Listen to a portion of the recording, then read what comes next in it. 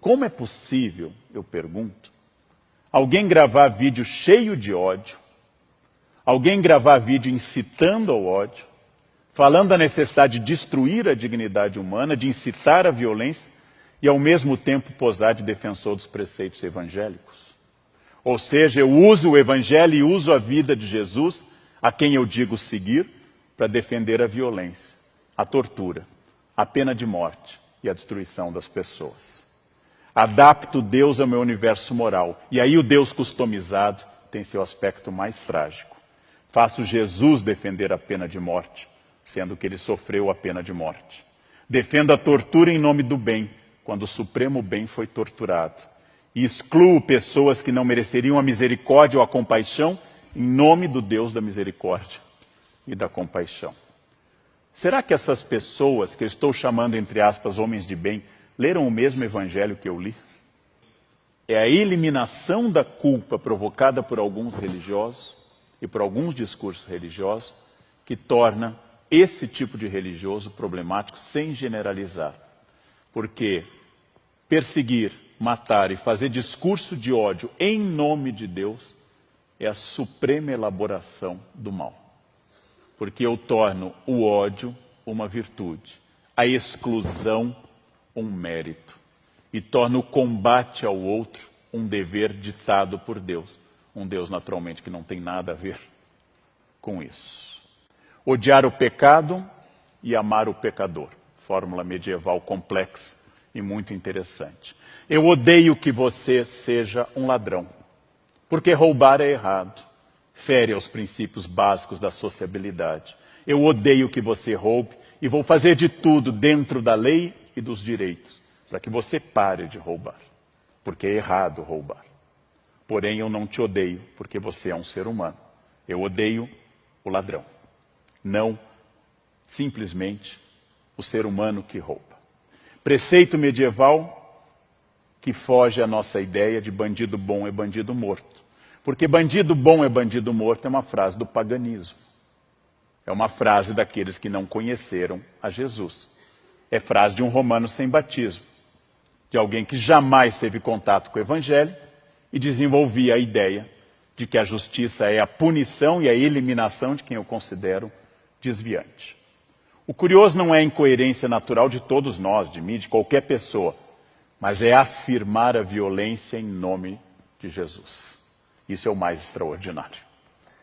Sabe que o ódio e a violência são condenados de forma explícita e direta no Sermão da Montanha, núcleo duro do cristianismo. Que Jesus recriminou o impulso de Pedro, que ao cortar a orelha do soldado romano, Cristo restaurou essa orelha e anuncia ao apóstolo: aquele que usar a espada será punido pela espada. Aquele que empunhar a arma será castigado pela arma.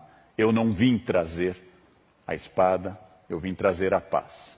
Princípio magno do mestre, horas antes de ser torturado e morto. Pela natureza da encarnação de Jesus e de sua morte sob tortura, todo e qualquer cristão nasce com a obrigação de ser inimigo da tortura e da violência. Porque, afinal, Jesus foi torturado e condenado à morte, de forma injusta. Todo corpo humano faz parte do corpo de Cristo. Princípio teológico comungado por quase todas as expressões cristãs.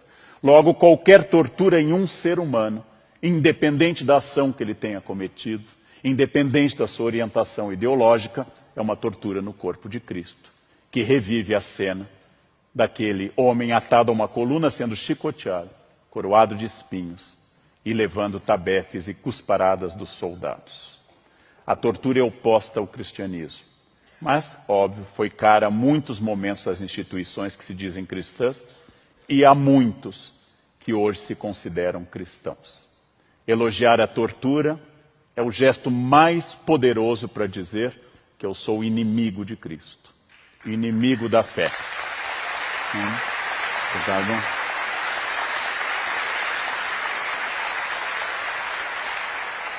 Não que a Bíblia, especialmente o Novo Testamento, proíba qualquer tipo de punição, mas proíbe a destruição do humano. Mesmo que eu tenha que reter alguém para que não seja um perigo social, isso deve ser feito com respeito. Mesmo que a pessoa tenha errado como adúltera, eu não tenho que dizer, atirem à vontade a pedra, porque ela não é uma pessoa de bem. Jesus diz, quem não tiver pecado, atire a primeira pedra. Os homens de bem, entre aspas, porque naturalmente há homens de bem, há mulheres de bem, há pessoas de bem, de fato, mas eu vou usar essa expressão no sentido usual das redes sociais. Os homens de bem proclamam que os direitos humanos são para os humanos direitos.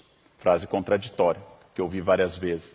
Chamamos em filosofia isso oxímoro, contradição em termos. Ou seja, se são direitos humanos, pertencem a todos os humanos.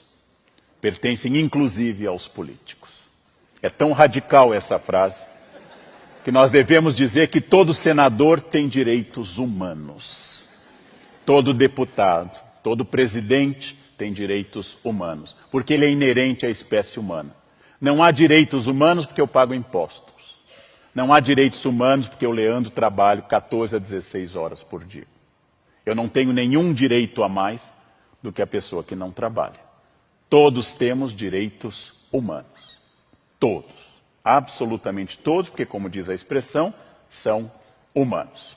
Com isso, nós temos que pensar que esses achismos, esses truísmos, que entram em conflito aberto com a vida de Jesus, que afinal, se alguém se deu ao trabalho de ler os 4 evangelhos, a frase é absurda. Jesus escolheu preferencialmente pecadores, desviados da sociedade, e fugiu dos doutores da lei e dos homens de bem da sua época. Jesus procurou as pessoas excluídas, os publicanos, as prostitutas, a adúltera, e disse que viera para eles e não para os que não precisavam de salvação.